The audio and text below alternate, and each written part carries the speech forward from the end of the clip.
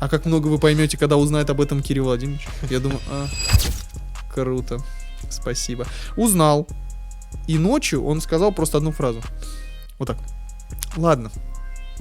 Все, завтра утром разберемся тогда, ложитесь спать. Я думаю, а вдруг повезет? Это была последняя тихая ночь за всю программу, которую я помню.